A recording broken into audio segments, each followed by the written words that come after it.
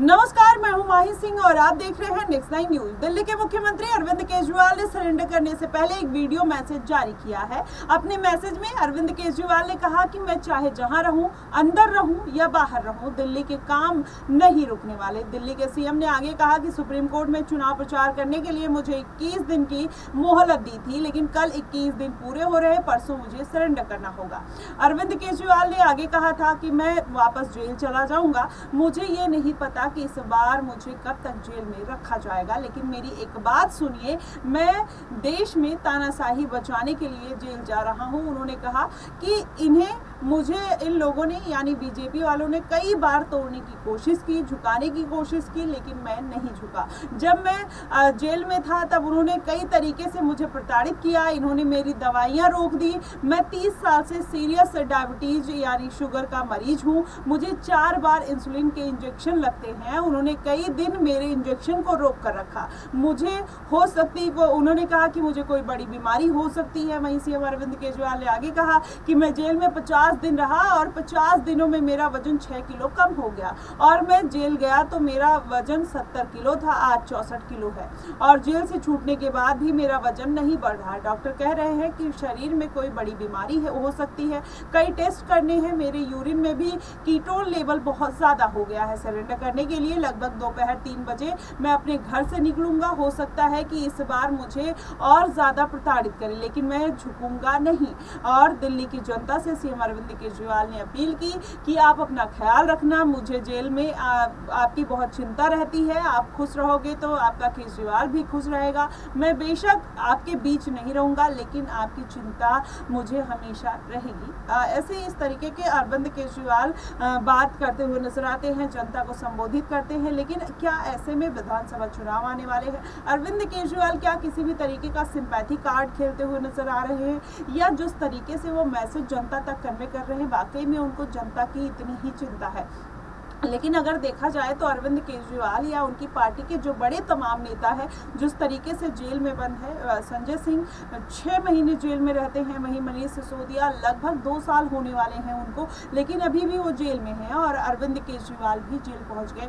तो ये बड़ा चिंतनीय एक विषय बन जाता है कि आप देखेंगे कि जो पार्टी भ्रष्टाचार के लिए मैदान में उतरी थी, अन्ना हजारे के साथ उतरी थी, और इस पार्टी ने जितना भ्रष्टाचार को रोकने के लिए मोर्चा खोला, रैलियां की, जनसभाएं की, कहीं ना कहीं लोगों को मोटिवेट करते हुए नजर आए, आज वही पार्टी पूरे तमाम नेता जो बड़े बड़े नेता हैं वो जेल के अंदर हैं। तो कहीं ना कहीं आम आदमी पार्टी के ऊपर बड़ा सवाल खड़ा हो जाता है। और आम आदमी पार्टी जिस विकास के दावे करते हुए नजर आई, क्या वो विकास के दावे उतने सही है या सटीक बैठते हैं? इनका जेल जाना कहीं ना कहीं एक क्वेश्चन मार्क लगाता हुआ नजर आता है।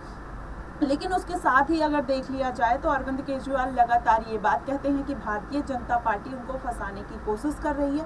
तो क्या वाकई में भारतीय जनता पार्टी जानबूझकर ऐसे राजनीतिक फायदे के लिए, या दिल्ली में अभी भारतीय जनता पार्टी अपनी सत्ता नहीं काबिज कर पाई है, जिसकी वजह से अरविंद केजरीवाल की मुश्किलें बढ़ती हुई नजर आई या फिर आ रही हैं? आने वाले दिनों में अरविंद केजरीवाल की रिहाई होगी या नहीं होगी, ये भी बड़ा सवाल खड़ा होता है। लेकिन जिस तरीके से अरविंद केजरीवाल को कोर्ट से राहत मिली, आप चंडीगढ़ का केस देखा, वहां पर उनको राहत मिली, संजय सिंह को बेल मिली, तो कहीं ना कहीं जो अरविंद केजरीवाल का जो विश्वास है वो सुप्रीम कोर्ट के ऊपर बढ़ा है, और जिसके बाद अभी भी वो सुप्रीम कोर्ट का रुख करते हुए नजर आएंगे। तमाम तरीके की याचिकाएं लगाते हुए नजर आए थे। 7 दिन की मोहलत उन्होंने कोर्ट से मांगी, लेकिन कोर्ट ने बोला कि आपने पहले क्यों नहीं अप्लाई किया। तो ऐसे में तमाम तरीके का मुद्दा निकल कर आया। उसके बाद अब अरविंद केजरीवाल को फाइनली 2 जून को सरेंडर कल यानी कर देना होगा। तो अब ऐसे में यही बात निकल कर आती है कि अगर अरविंद केजरीवाल इस बार जेल से नहीं छूटते हैं तो क्या उनकी जिम्मेदारी, उनका पद, मुख्यमंत्री पद कौन संभालता हुआ नजर आएगा, या फिर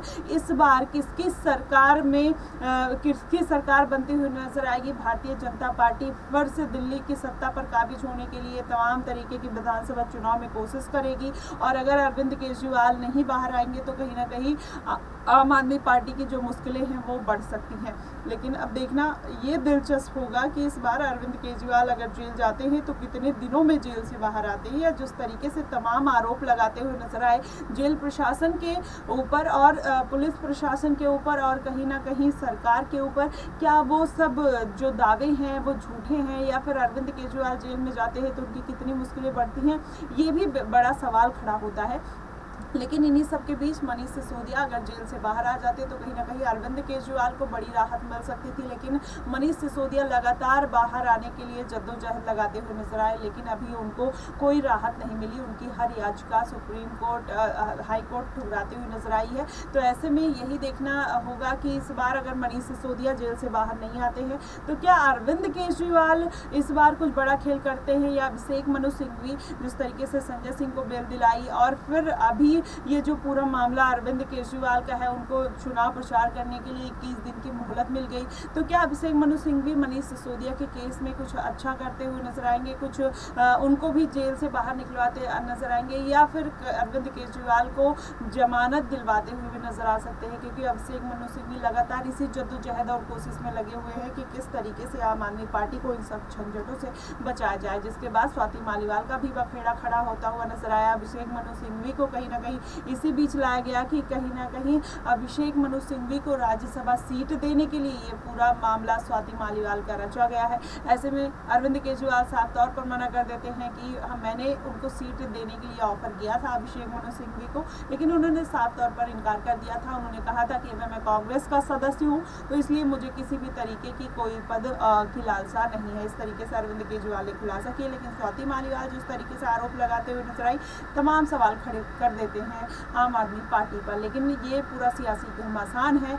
आपको बता दें, छठे चरण के मतदान में दिल्ली के जो चुनाव था वो कहीं ना कहीं संपन्न हो चुका है। वैसे में रिजल्ट 4 जून को आना है, तो देखना बेहद दिलचस्प होगा कि अरविंद केजरीवाल इस बार जेल से बाहर आकर क्या कुछ कमाल कर पाए, कितना जनता के मन में अपना एक कोर वोटर की तरह कहीं ना कहीं छाप छोड़ पाए, ये देखना बेहद दिलचस्प होगा। भारतीय जनता पार्टी क्या फिर से क्लीन स्वीप करते हुए नजर आएगी इस लोकसभा चुनाव में, ये भी देखना बेहद दिलचस्प होगा। फिलहाल आपकी इस पे क्या प्रतिक्रिया बनती है कि इस बार फिर से दिल्ली में किसकी सरकार, आप हमें कमेंट बॉक्स में जरूर बताइएगा। फिलहाल के लिए बस इतना ही। देश और दुनिया की तमाम खबरों के लिए हमारे साथ बने रहिए नेक्स्ट टाइम न्यूज़ पर।